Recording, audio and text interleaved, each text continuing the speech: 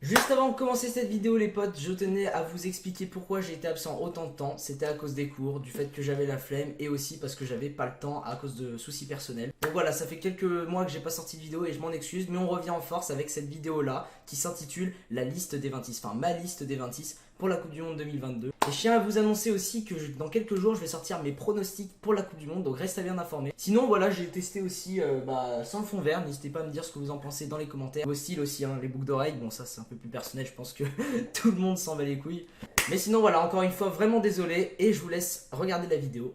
Bon visionnage. Salut les potes, c'est Tonio, j'espère que vous allez bien. Moi ça va tranquille, aujourd'hui on se retrouve pour une toute nouvelle vidéo. Aujourd'hui on se retrouve pour pronostiquer, enfin plutôt simuler la liste que va annoncer Dédé dans 2 jours. Parce qu'au moment où vous voyez cette vidéo, on est le lundi, je regarde la date 7 novembre. Et la liste de Deschamps est le 9, du coup je me suis dit pourquoi pas vous vous proposer ma liste des 26 que je vois pour la Coupe du Monde 2022 au Qatar qui commence dans quelques semaines.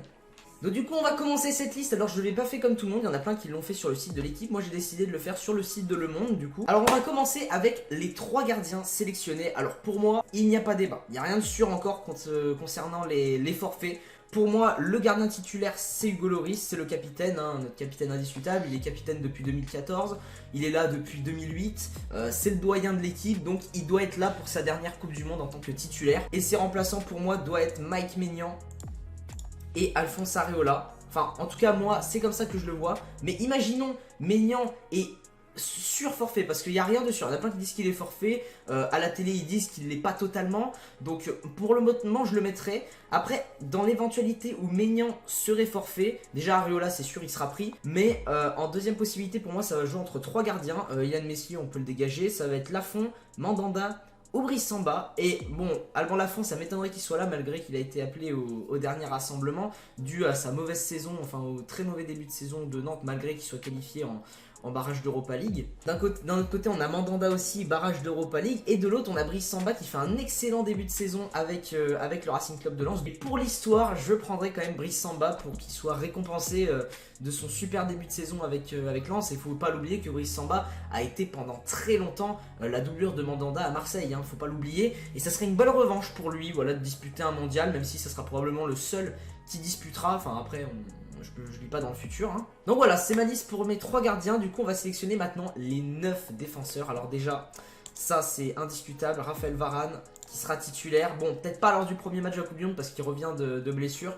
Mais je vois mal Didier Deschamps personnellement se priver de cette arme défensive qui est Raphaël Varane, le patron de la défense. Personnellement, moi je le prendrai. Je pense qu'il va bien récupérer, donc je le prendrai. Avec lui, sa compagne Jules Koundé, indiscutable, non pas remplaçant titulaire, indiscutable Jules Koundé.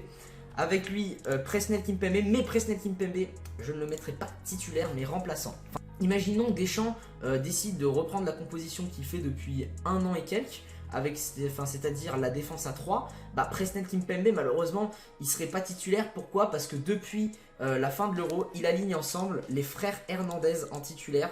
C'est simple, je crois que j'ai pas vu un seul match de l'équipe de France depuis l'Euro où les 2 frères ne sont pas ensemble sur le terrain. Ou alors s'ils jouent pas, bah c'est les 2 qui sont sur le banc. Ah, il y a du choix, il y a Benjamin Pavard évidemment. Bon, je mettrai titulaire Benjamin Pavard même si latéral droit, voilà, c'est pas exceptionnel, mais il pourrait jouer qu'une mi-temps. Bien sûr, en doublure, tu mets Jonathan Klaus, hein, ça c'est indiscutable, de toute manière on a personne d'autre. Mais ensuite, je prendrai William Saliba, bon peut-être pas dans la peau d'un titulaire, mais bon le mec il explose depuis son retour à Arsenal et même l'an dernier à Marseille, il a fait une saison exceptionnelle. Malgré que voilà, il est peut-être un peu en dessous en équipe de France, mais je pense qu'il va être pris du fait qu'il est pris depuis 3 rassemblements. Je vois mal Didier Deschamps ne pas le sélectionner avec le super début de saison qu'il fait et le fait qu'il l'a pris au dernier rassemblement. Je ne le vois pas du tout faire ça. Dernier défenseur qui va être pris, pour moi, ça va jouer entre Lucas Digne et Fernandinho. Personnellement, les 2 me vont. Je vais être honnête, les 2 me vont. Mais si on juge sur le début de saison de chaque club et aussi des blessures, pour moi, ça serait plus Ferland Mendy parce que le mec, il gagne la Ligue des Champions avec le Real Madrid. Il est titulaire indiscutable entre guillemets avec le Real parce que des fois c'est Alaba qui prend le relais.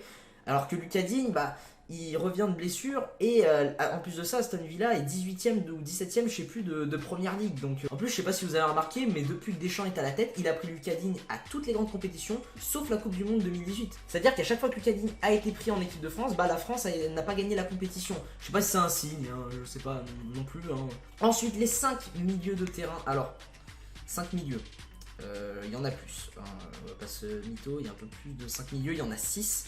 avec la liste des 26 joueurs. Du coup, déjà, la charnière titulaire pour moi, enfin celle que tout le monde voit titulaire au mondial, dû au fait que Paul Pogba et N'Golo Kanté soient malheureusement forfaits, ça sera Aurélien Tchouaméni et Adrien Rabiot. Mais Adrien Rabiot, je ne vais pas le mettre en titulaire. Adrien Rabiot, parce que pour moi, un Rabiot, il faut le prendre, hein, même si c'est pas un joueur que je porte dans mon cœur, il faut quand même le prendre. Je ne vois pas du tout Rabiot titulaire. Pourquoi? Parce qu'on a Youssouf Fofana, je vais peut-être pas être objectif du fait qu'il joue à Monaco, mais il faut jouer la stabilité du fait que nos deux milieux de terrain soient blessés, et Tchouaméni et Fofana qui se connaissent par cœur de quand ils jouent à Monaco, pour moi c'est un avantage qu'il faut pas gâcher à la Coupe du Monde, même si Fofana n'a joué que 2 matchs en Coupe du Monde, enfin 1 ou 2 matchs. Avec lui bien sûr tu prends Eduardo Camavinga sur le banc, tu peux le faire rentrer également en cours de match, hein, il fait de très bonnes apparitions quand il rentre au Real de Madrid, donc ça peut être très très intéressant. Et bien sûr après tu prends Matteo Guendouzi, évidemment.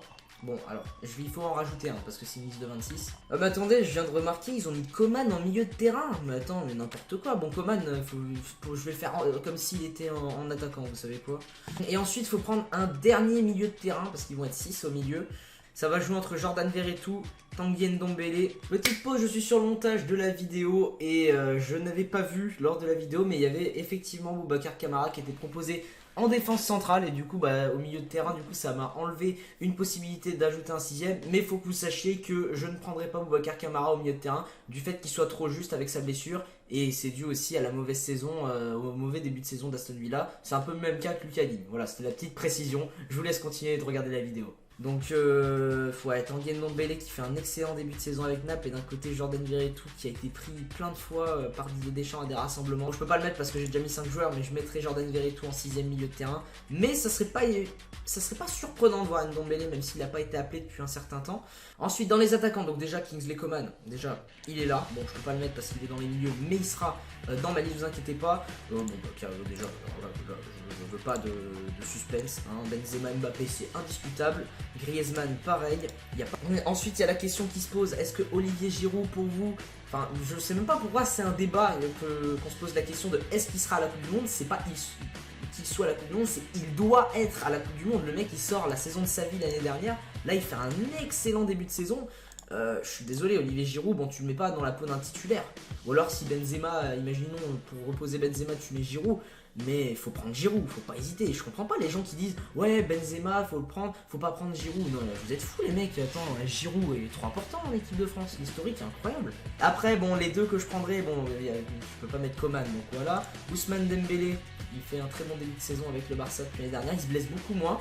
Et cette fois-ci, si imaginons il rentre en jeu ou alors il est même titulaire, je pense qu'il peut vraiment apporter à l'équipe de France, parce qu'en 2018 il a été champion du monde, mais faut l'avouer, Dembélé n'a pas été au meilleur de son niveau. Vraiment il a chié dans la colle à la Coupe du Monde 2018, mais il est quand même champion du monde, donc je le prendrai. De même pour Christopher Nkunku, qui est probablement l'un des meilleurs joueurs français en Allemagne aujourd'hui, si c'était le meilleur joueur français qui joue en Allemagne. Et ensuite, donc du coup, on a les 7 attaquants, il nous en manque un, et là il y a du choix. Il y a du choix, pour moi ça va se jouer entre Wissam Ben Yedder, Randal Kolo Muani et Martin Terrier. Pourquoi ces trois-là? Parce que Wissam Ben Yedder est un habitué de l'équipe de France, hein, notamment il avait été pris à l'Euro, capitaine de l'AS Monaco. Encore une fois, je vais peut-être pas être objectif.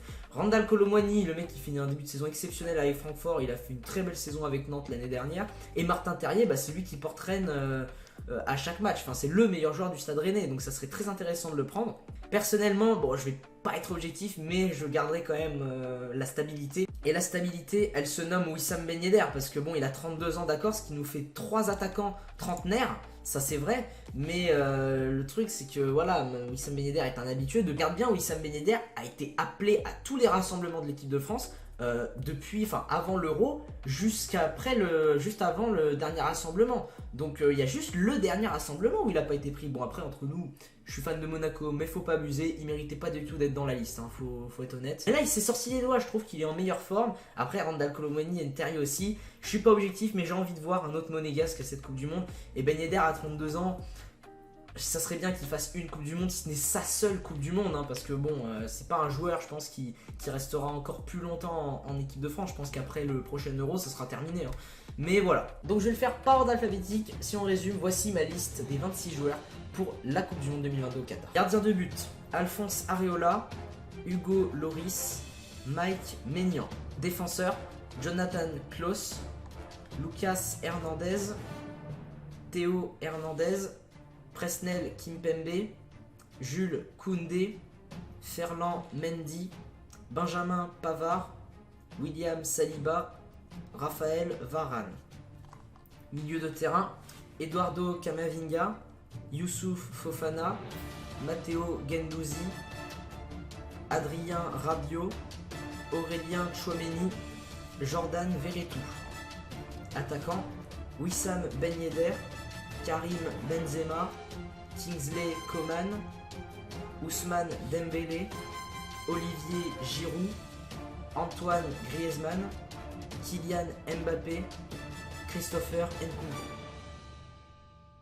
Malgré ça, voilà, j'espère quand même que l'équipe de France va faire un très bon parcours en équipe de France, même si voilà, ça va être compliqué du fait des blessés et aussi avoir ce titre de champion du monde en titre, c'est pas évident pour certains pays, vous le savez, si vous regardez les dernières Coupes du Monde. Je vais quand même croire en cette équipe de France comme à chaque Coupe du Monde, hein, depuis que je regarde le football, et on va voir ce que ça va donner. Voilà, c'est déjà la fin de cette vidéo, j'espère qu'elle vous aura plu. Nous les gars, on va se retrouver très bientôt pour une prochaine vidéo, n'hésitez pas à me suivre sur mes réseaux qui sont... C'est tout dans la description, donc vous pouvez pas les louper. On se retrouve très bientôt pour une prochaine vidéo. C'était Tonio, prenez soin de votre famille et à la prochaine.